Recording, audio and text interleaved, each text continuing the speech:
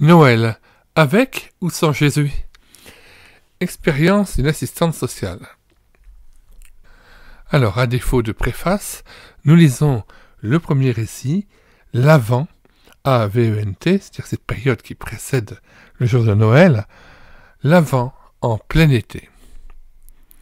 Ensuite, nous lirons la 4e de couverture, après avoir présenté brièvement Lexa Anders. L'Avent en plein été. Cela s'est passé dans notre ville, dans une de ces vieilles maisons avec un escalier en colimaçon à vous donner le vertige quand vous le gravissez et dont les marches usées craquent sous vos pas. Ce n'est qu'au dernier étage que j'ai trouvé le nom que je cherchais. Mais les parents de l'enfant que je devais visiter travaillaient tous les deux et n'étaient donc pas chez eux. Le visage aimable et tout souriant d'une grand-maman m'accueillit. La bonne vieille dame était prête à me donner tous les renseignements voulus et elle m'invita gentiment à entrer.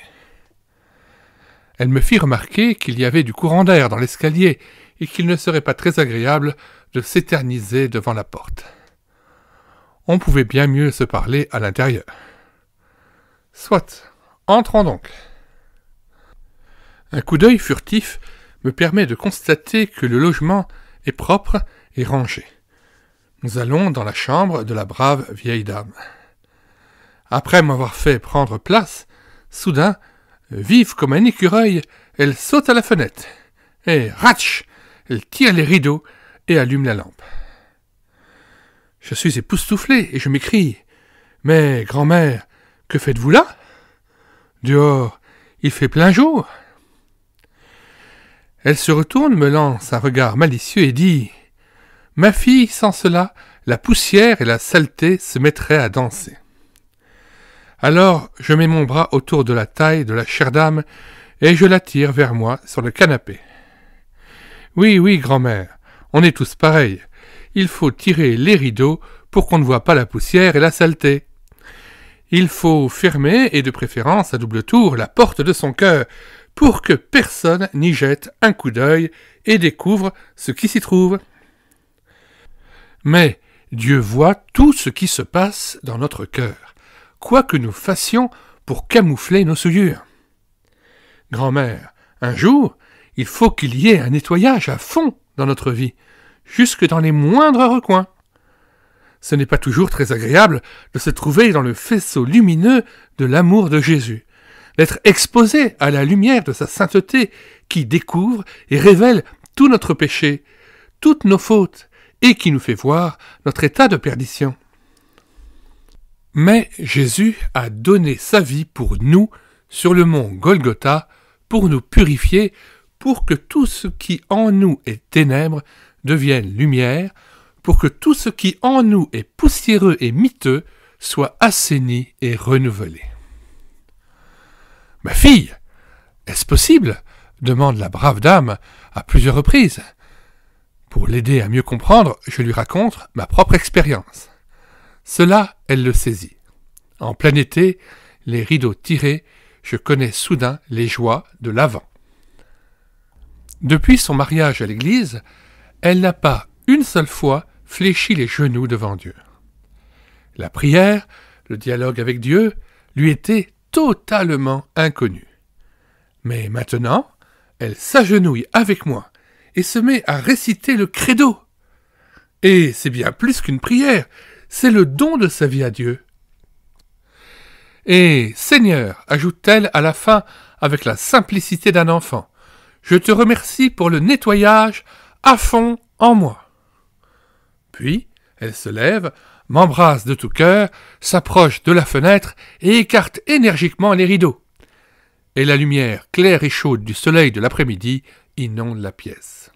Mais un autre soleil vient aussi de se lever dans le cœur d'une vieille grand-mère, Jésus-Christ.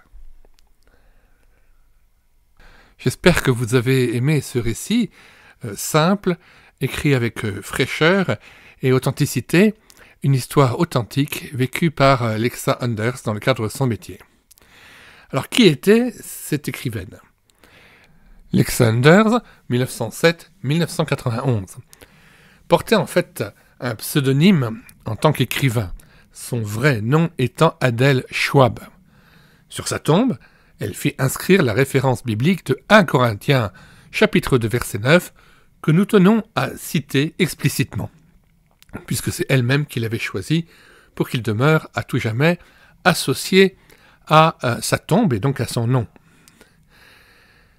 Mais, comme il est écrit, ce sont des choses que l'œil n'a point vues, que l'oreille n'a point entendues, et qui ne sont point montées au cœur de l'homme. Des choses que Dieu a préparées pour ceux qui l'aiment. Dans le contexte de cet épître, nous rappelons qu'il est bien ici question du mystère de Dieu incarné en Jésus-Christ, Jésus-Christ crucifié et ressuscité d'entre les morts, vivant dans nos cœurs par le Saint-Esprit qu'il a donné à ceux qui croient en lui pour la vie éternelle. Nous mettons la table des matières de cet ouvrage dans les commentaires de cette vidéo et vous lisons maintenant la 4e de couverture.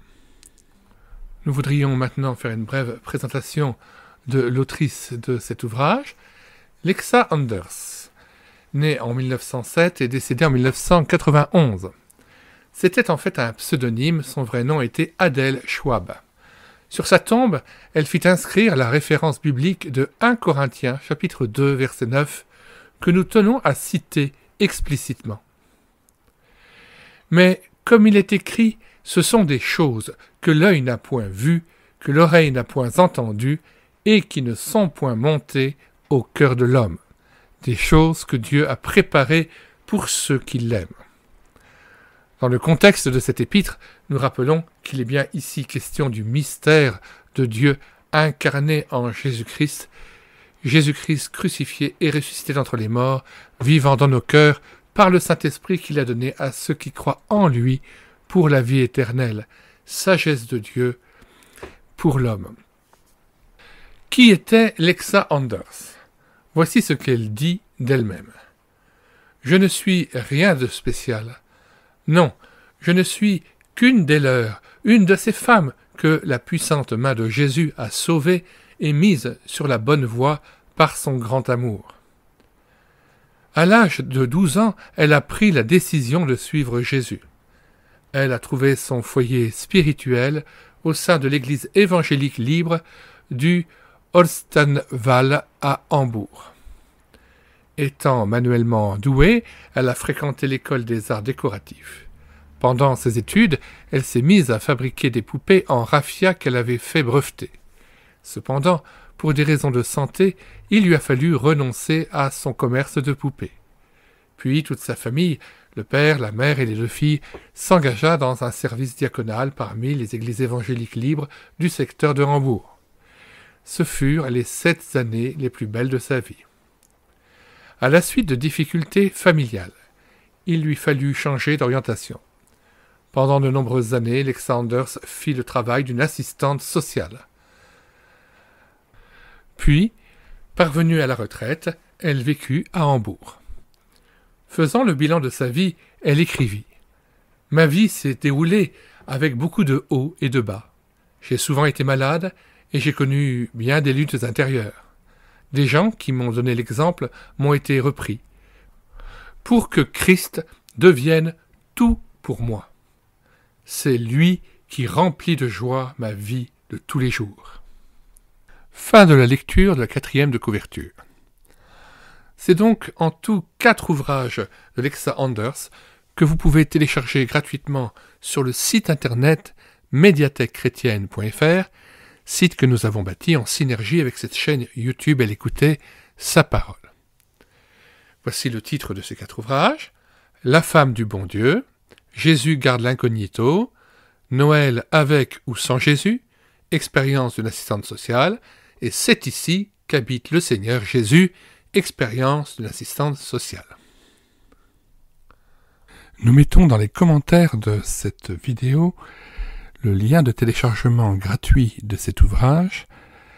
Le téléchargement se fera à partir du site internet médiathèquechrétienne.fr, site que j'ai bâti en synergie avec cette chaîne YouTube Elle écoutait sa parole, afin d'assurer la réédition numérique des ouvrages chrétiens épuisés et non réédités, comme l'était cet ouvrage Nous vous invitons donc à vous rendre sur le site internet médiathèquechrétienne.fr afin de pouvoir profiter et de pouvoir télécharger gratuitement les 800 ouvrages que nous avons déjà numérisés et mis à votre disposition. Il n'est nul besoin de s'inscrire, vous pouvez directement accéder à partir de la page d'accueil à l'onglet Livres et là regarder les dizaines d'auteurs et les centaines d'ouvrages qui sont déjà disponibles en téléchargement gratuit. Si vous voulez connaître les différents ouvrages que nous numérisons tous les jours et présentons sur cette chaîne YouTube Elle écoutait sa parole, les audiobooks que nous prenons en charge, les albums ou BD que nous lisons avec caméra de document, mais aussi les cantiques que nous mettons en parole, afin de nourrir votre louange individuelle ou en assemblée, abonnez-vous à cette chaîne YouTube Elle écoutait sa parole. Nous vous disons au revoir et à bientôt.